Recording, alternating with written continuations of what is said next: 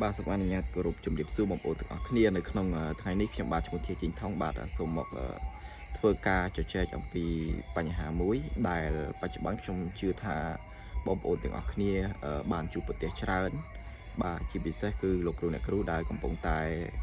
ទៅបង្រៀនបាទគ្រូកិច្ចព្រមព្រៀងណាគ្រូដែលទៅតែជាប់ហើយទៅបង្រៀនក្មេងៗប្រហែលជាមានការតឹងទ្រូងប្រហែលជាមានការពិបាកប្រហែលជាមានរឿងមួយចំនួនដែលធ្វើឲ្យលោកគ្រូអ្នកគ្រូបាទមានបញ្ហាក៏ដូចមេដាបៃតាអាណាព្យាបាលគឺ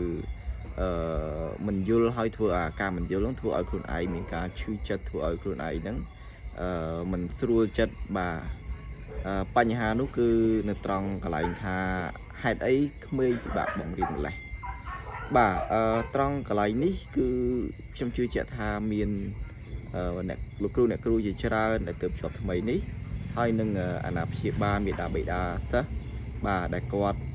ឆ្ងល់ផងដែរថាហេតុអីបានជាក្មេងពិបាកបង្រៀនម្លេះហេតុអ្វីយើងដាក់គាត់ចំពោះបញ្ហាថ្មីមួយមេរៀនថ្មីមួយរឿងថ្មីមួយបាទធ្វើឲ្យគាត់ពិបាកនៅក្នុងការទទួលយកtiếpដូចជាមនុស្សដែល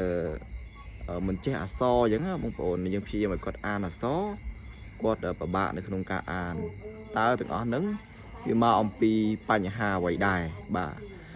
ត្រង់កន្លែងនេះខ្ញុំពេញចិត្តចំណុចមួយមែនតើរបស់ចនឡដែលចនឡបានលើកឡើងណាតកតងជាមួយនឹងទស្សនវិជ្ជាអប់រំខ្ញុំបានអានសភៅទស្សនវិជ្ជាអប់រំនេះគឺខ្ញុំពេញចិត្តបាននៅត្រង់ទំព័រ145បាទក៏ប៉ុន្តែខ្ញុំអានចំតាំងពីខ្ញុំនៅរៀនមហាវិទ្យាល័យមកម្លេះបាទមុខវិជ្ជាទស្សនវិជ្ជាអប់រំក៏ប៉ុន្តែដោយសារតែជួបបរិបត្តិនឹងជួបបញ្ហានឹងធ្វើឲ្យខ្ញុំកើតកូនចិត្តមួយចង់ចែករំលែកអំពីបញ្ហានឹងប្រហែលជាមានលោកគ្រូអ្នកគ្រូទាំងអស់គ្នាគាត់ជួបទៅលើបញ្ហានឹងដែរក៏ដូចជាមេដាបៃតាអាណាព្យាបាលឲ្យគាត់ជួបទៅលើបញ្ហានឹងដែរអញ្ចឹងបើខ្ញុំចែករំលែកទៅអាចនឹងមានប្រយោជន៍ច្រើននៅក្នុងពេលបច្ចុប្បន្ននេះហើយជាពិសេសហ្នឹងគឺបច្ចុប្បន្នហ្នឹងគឺជាពេលមួយដែលមានបញ្ហាសង្គ្រាមថែមទៀតផងបាទអញ្ចឹងដើម្បីកុំឲ្យខាត់ពេលយូរខ្ញុំសូមធ្វើការចែករំលែកតែម្ដងទៅតកតងជាមួយនឹងទស្សនៈរបស់ចនឡណាយើង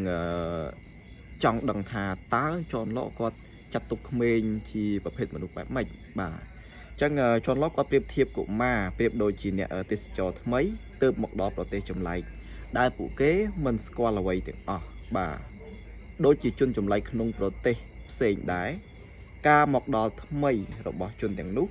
គឺត្រូវរៀនពីទំនៀមទម្លាប់បាទនិងប្រពៃណីរបស់ប្រទេសនោះបាទអញ្ចឹងបងប្អូនស្ដាប់ប៉ុណ្នេះប្រហែលជាយល់ហើយតកតងជាមួយនឹងអ្នកទេសចរថ្មីបាទមកដល់ប្រទេសចម្លែកបាទគឺពិសេសមែនតើខ្ញុំមានអារម្មណ៍ថាពិសេសតាំងពីខ្ញុំនៅរៀនមហាវិទ្យាល័យប៉ុន្តែរហូតមកដល់ពេលនេះអត្តន័យនេះវាកាន់តែពិសេសសម្រាប់ខ្ញុំដោយសារតែយើងមានបទពិសោធន៍ទៅលើបញ្ហាអស់ហ្នឹងអញ្ចឹងធ្វើឲ្យយើងកាន់តែច្បាស់អំពីទ្រឹស្ដីអស់ហ្នឹងបាទអញ្ចឹងយើងមើលឃើញថាក្មេងគឺគាត់ពិបាកពេលខ្លះយើងព្យាយាមផ្ដល់អ្វីមួយដែលថ្មីទៅកាន់គាត់ធ្វើឲ្យគាត់ពិបាកនៅក្នុងការទទួលយកបាទអញ្ចឹងដូចយើងទេសចរអញ្ចឹងពេលខ្លះឲ្យគាត់ទៅលេងកន្លែងហ្នឹងមួយ